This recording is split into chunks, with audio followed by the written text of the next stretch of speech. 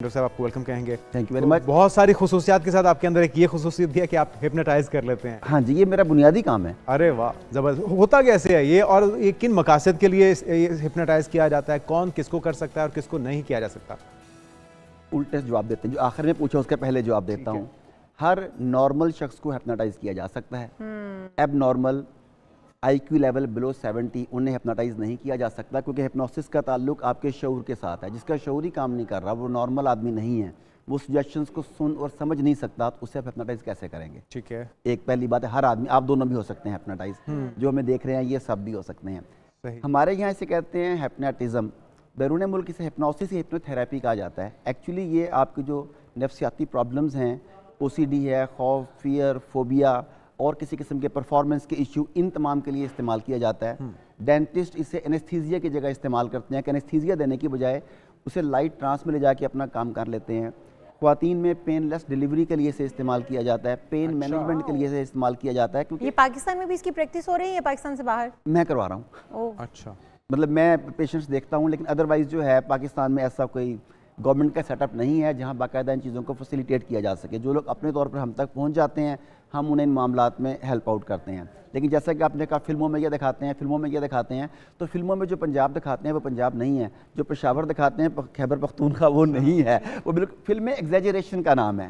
تو ہم نے وہ ریئلسٹک جو بات ہے وہ یہ ہے کہ یہ ہپنوسس پرفارمنس انہینسمنٹ کے لیے، ذہنی پرابلمز کو، فوبیاز کو، فیئرز کو کنٹرول کرنے کے لیے استعمال کیا جاتا ہے. اچھا، یہ کہا جاتا ہے کہ جو ہوش اور بے ہوشی کی درمیانی حالت ہے اس کو ہپنوٹزم کہا جاتا ہے. نہیں، اس کا اس چیز سے کوئی تعلق نہیں ہے. ایکچولی اس کی صحیح ڈیفینیشن ہے hypnosis is altered state of mind. آپ شعوری طور پر جاگ بھی رہے ہوتے ہیں، آپ کو پتہ بھی ہوتا ہے کہ کیا ہے، لیکن ہماری ایکسیس آپ کے سب کانشیس اور ان کانشیس تک ہو چکی ہوتی ہے. ایکچولی کانشیس اور ان کانشیس میں فلٹرز ہیں، وہ فلٹرز ادھر کی انفارمیشن وہاں اور وہاں کی یہاں نہیں آنے دیتے. ہپنوٹسٹ ان فلٹرز کو ڈاؤن کرتا ہے اور وہ بیماریاں، نفسیاتی خوف، ڈر، مطلب اب چوہے کے چھپکلی سے کیوں ڈرتی ہیں؟ بندہ پوچھے کراہت آنا تو ایک اور بات ہے، وہ کبھی کھاتا تو نہیں ہے، وہ اسے ڈر کیوں ہے آپ کو؟ اس کی وجہ بچپن میں کوئی نہ کوئی ایسا واقعہ ہوگا کہ آپ کے دل میں ڈر بیٹھ گیا. اب آپ کو وہ یاد بھی نہیں ہے. ہم آپ کے بچپن میں جائیں گے، اس وجہ کو دیکھیں گے، اس وجہ کو یا ختم کریں گے یا اس کی انٹینسٹی کو کم کریں گے، پھر آئندہ سے آپ کو انہیں دیکھ کے ڈر نہیں لگے گا. اس پوائنٹ کو ریموو کر دیں گے جو ٹریگر کر رہا ہے آپ کو بار بار. ٹریگر پوائنٹ کو ہم لیکن پہلے ڈھونڈنا پڑے گا وہ ہے کدھر. اس کے لیے ایج ریگریشن یعنی اس کے ماضی میں جایا جاتا ہے، پھر وہاں جا کے وہ مسئلہ حل. اچھا ڈاکٹر صاحب، یہ سارا کچھ کرنے کے لیے آپ کا اپنے پیشنٹ کو یا جس بندے کو آپ ٹریٹ کر رہے ہیں، ہپنوٹائز کر رہے ہیں، اس کے بارے میں جاننا ضروری ہوتا ہے؟ آپ اس کے ماضی کے بارے میں جانتے ہو، آپ کی سوچ اور خیالات کے بارے میں جانتے ہو، یا آپ یہ سارا کچھ اس پروسیس کے درمیان میں جان لیتے ہیں اور اس کی ضرورت نہیں ہے؟ اچھا، میں تو اسے نہیں اس سے پوچھتا. میں چاہتا ہوں کہ ایک آدمی کو دوبارہ سے اس ٹراما میں کیوں لے جایا جائے. اپنی اپروچ ہے. کچھ لوگ پوری کیس ہسٹری لیتے ہیں، سارا کچھ پوچھتے ہیں. اب وہ بعض اوقات امکانات ہوتے ہیں کہ وہ دوبارہ اس ٹراما میں چلا جائے آدمی، جبکہ میں اس سارے پروسیس کو بائی پاس کر دیتا ہوں. بعض اوقات جو میرے ساتھ پیشنٹ ہے، بعض اوقات چائے یا کافی کا ایک کپ پیتے پیتے ٹھیک ہو جاتا ہے. اس کی وجہ یہ ہے کہ میں پروسیس کو بائی پاس کر کے رزلٹ کو چینج کرتا ہوں. یہ پوچھتا نہیں ہوں کیسے ہوا، کیوں ہوا، کب ہوا، کس نے کہا تھا. ڈائریکٹ اس کے مائنڈ میں جا کے میں ان پکچرز کو چینج کر دیتا ہوں، انٹینسٹی کو کم کر دیتا ہوں. یہ مجھے زیادہ سپیڈی لگتا ہے. اچھا، کسی کے خیالات کو بدلا جا سکتا ہے؟ کوئی بہت ایسا سوسائڈ کرنے کا پلان بنا بیٹھا ہے، کوئی اپنے آپ کو اس طرح سے اس کا شکار کر چکا ہے، مایوسی، ناامیدی کا شکار، اس کے خیالات بدلے جا سکتے ہیں؟ بالکل. اور خیالات کو بدلنے کو ایک اور طرف لے جاتے ہیں ساتھ رشتوں میں. آپ دو آدمی رہ رہے ہیں اور ایک دوسرے کو فیس نہیں کر پا رہے. آپ کے اندر آپس میں کوئی کشیدگی اتنی بڑھ گئی ہے کہ آپ ساتھ رہ نہیں پا رہے، ساتھ کام نہیں کر پا رے. ناپسند ہو گیا نا بہت کچھ، سارا کچھ. تو اس صورت میں بھی آپ ان کے خیالات کو چینج کر سکتے ہیں، ناقبول افراد کو دوسرے کے لیے قبول کر سکتے ہیں. اور بریک اپس میں بھی اسے مدد لی جا سکتی ہے کہ ایک چیز کو چھوڑنا چاہتے ہیں، ایک رشتہ ہے جو آپ کو چاہیے کہ یار اس سے مجھے جان چھڑا لینی چاہیے، ٹاکسک ہے مگر ہو نہیں پا رہا آپ سے. تو اس صورت میں بھی آپ اس میں بھی اس کی ہیلپ لے سکتے ہیں، اور یہ بہت زبردست لوگوں کی ہیلپ کر سکتا ہے. اچھا، اگر کوئی بیوی چاہتی ہے شوہر سے کوئی بات منوانا، تو وہ اس کو ہپنوٹائز کر کے اپنے مقاصد پورے کر سکتی ہے؟ اصل سوال پہ آ گئی ہیں فائنلی. بلانے کا مقصد بھی ڈاکٹر صاحب آپ کو یہ بلایا گیا. اگر کوئی شوہر اپنی بیوی سے کوئی بات منوانا چاہتا ہے تو کیا وہ بھی اس کو ہپنوٹائز کر کے اس سے بات منوا سکتا ہے؟ یہ دونوں اینگل ہیں. بتائیں. دوسرا خیر اینگل ہے ویسے ہی ڈالا ہے اپنے بیچ میں. اصل تو پہلا ہی ہے کہ بیوی شاپنگ کے لیے پیسے لے. دونوں لوگوں کے لیے ہے یہ. دیکھیں ہپنوسس جو ہے یہ آپ کی سوچوں کے اوپر کام کرتا ہے، بیسیکلی بیہیویئرس کے اوپر کام کرتا ہے. جب آپ کو اس کے بیسک پیٹرن سمجھ آ جائیں تو آپ کو یہ کہنے کی ضرورت ہی نہیں کہ میں آپ کو ہپنوٹائز کروں گا تو نتیجہ نکلے گا. آپ اٹھتے بیٹھتے اپنی کمیونیکیشن ایسی رکھتے ہیں اپنے بچوں کے ساتھ، اپنے لائف پارٹنر کے ساتھ، اپنے قریبی لوگوں کے ساتھ کہ اس کمیونیکیشن پیٹرن کی وجہ سے وہ خود بخود آپ کی باتیں ماننے لگ جاتے ہیں. اس کی آنکھوں کا کہ پینڈولم لہرانے کی یا کہنے کی ضرورت نہیں ہے. تھوڑا سا اگر نیند آ رہی ہے، یہ آپ بتا رہے تھے کہ ذرا تھوڑا لمبا پروسیس ہے، 30-35 منٹ 40 منٹ میں لگ جاتے ہیں، تقریباً 40 منٹ. اگر آپ تھوڑا سا کوئی ہمیں بتا سکیں وہ کیا کویسچننگ ہوتی ہے، کیا طریقہ کار ہوتا ہے، شروع کہاں سے کرتے ہیں، کن سوالات سے کرتے ہیں؟ سب سے سوالات نہیں میں کرتا. دیکھیں سب سے پہلے تو ان سے مثال کے طور پہ وہ کہتا ہے جی جب میں کیمرے کے سامنے بیٹھتا ہوں، جب میں اسکرین کے سامنے بیٹھتا ہوں تو مجھے ڈر لگتا ہے. اچھا، اب مجھے پتا لگ گیا کہ کیمرہ فیئر ہے اس میں. ہاں مجھے یہ پتا کہ اسٹیج فیئر ہے، کیمرہ فیئر ہے. اب میں پوچھتا ہوں جب فیئر آتا ہے تو دل تیز دھڑکتا ہے، پسینہ آتا ہے، کیا ہوتا ہے؟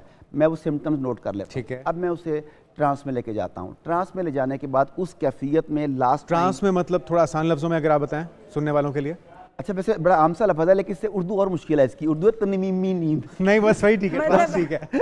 وہ ہپنوٹک سٹیٹ میں، وہ جو ہپنوٹک سٹیٹ ہے کہ جب وہ جاگ بھی رہا ہوتا ہے لیکن میری ایکسیس اس کے سب کانشیس اور ان کانشیس تک ہوتی ہے، اسے ہم ٹرانس کہتے ہیں. یہ آلٹرڈ سٹیٹ آف مائنڈ. اب میں وہاں جا کے کچی نیند بھی کہا جا سکتا ہے، جس کو ایک کچی نیند میں بھی کہا یوں کہہ لیں چلیں. اب عام اگر یہ نیند نہیں ہے لیکن عام لوگوں کے لیے سمجھ لیں آپ. اب وہاں جا کے میں اسے اس کیفیت میں دوبارہ لے کے جاتا ہوں کہ تم اسٹیج کے اوپر ہو، کیمرے کے سامنے ہو، مائک زیوم کرو کہ تم سارا کچھ فیس کر رہے ہو. یس، وہاں جا کے پھر میں اس کی فیلنگز چینج کرتا ہوں. اچھا، اس کے بعد اب فیوچر پیسنگ ہے. اب میں اسے 1 سال 6 ماہ یا 3 ماہ کے بعد فیوچر پیس کرتا ہوں. اب آپ دیکھو کہ اب 1 ماہ کے بعد یہی کچھ کر رہے ہو تو کیسا فیل کر رہے ہو. مجھے رزلٹ سامنے آتا ہے. پھر اگلے دن یا ہفتے بعد جب وہ اسٹیج پر جاتا ہے تو وہ فیلنگ ٹریگر نہیں کرتی کیونکہ میں نے وہ ٹریگر پوائنٹس جو ہیں انہیں چینج کر دیا ہوتا ہے. اچھا، جو میں نے آپ کو پرسنلی کرتے ہوئے دیکھا بھی ہے، آپ کا پروسیس جو ہے وہ میں نے پورا میری آنکھوں سے گزرا، تو اس کے اندر ایک انسان آپ ٹیبل پر لٹاتے ہیں، پھر اس کے نیچے سے ٹیبل بھی کھینچ دیتے ہیں اور وہ زمین میں معلق ہوتا ہے. ہاں جی. تو یہ کس طرح سے ممکن ہو سکتا ہے کہ ایک انسان جو کہ ایک آدھی نیند اور آدھا جاگا ہوا ہے اور وہ زمین میں معلق ہے، اس نے اپنی باڈی کا اس طرح سے ہوا میں اور اس نے اپنی باڈی کا ایک اس طرح سے بیلنس بنا لیا ہوا ہے کہ جو کہ ممکن ہی نہیں ہے. جب آپ کسی آدمی کو آپریٹ کرتے ہیں تو آپ اسے انستھیزیا کا انجیکشن دے دیتے ہیں. اس کے بعد آپ اس کی باڈی میں کٹ لگا دیتے ہیں، اسے پتہ بھی نہیں چلتا کہ کیا ہوا ہے. اسٹچز لگاتے ہیں، بعد میں پتہ لگتا ہے کہ کیا ہوا ہے. ایسا ہی ہوتا ہے نا. اسی طرح ہم اس میں کیا کرتے ہیں کہ جب ایسی اسے کہتے ہیں فل باڈی کیٹالیپسی، پورے جسم کو اکڑا دینا. پہلے سے ٹرانس میں لے کے جاتے ہیں، پھر سجیشنز دیتے ہیں کہ تمہارے مسلز ٹائٹ ہو رہے ہیں، تمہارا جسم لکڑی کا تختہ بن رہا ہے. اسے پہلے سجیشنز کے ذریعے ٹائٹ کیا جاتا ہے. جب وزن رکھتے ہیں تو اسے یہ نہیں بتاتے کہ تمہارے پر 50-60 کلو کا بندہ بٹھا دیا ہے. اسے کہتے ہیں میں تمہارے اوپر پھول رکھنے لگا ہوں، تمہارے اوپر ایک گلاس رکھنے لگا ہوں، پانی کا جگ رکھنے لگا ہوں. یہاں پر یہ میسج جاتا ہے کہ دیر از نو ویٹ. لیکن زیادہ لمبا نہیں کرتے، ہو سکتا ہے بہت زیادہ ایکسپرٹیز چاہیے اس کے لیے. حریف کو اپنے جو اپوننٹ ہے، مخالف ہے، اس کو بھی ٹریپ کیا جا سکتا ہے، اور اس کے لیے پھر طریقہ کار کیا ہوگا؟ کیونکہ جو آپ طریقہ کار بتا رہے ہیں اس میں تو ایک اچھی خوشگوار گفتگو کا ہونا، انڈرسٹینڈنگ کا ہونا ضروری ہے. ایکچولی ہپنوسس کے 2 پارٹ ہیں. ایک ہے جسے ہم کلینکل ہپنوسس کہتے ہیں، ڈائریکٹ ہپنوسس، جس میں مجھے آپ کا تعاون چاہیے. اس کا سیکنڈ پارٹ ہے انڈائریکٹ ہپنوسس یا کورٹ ہپنوسس، چھپا ہوا ڈسگائزڈ ہپنوسس.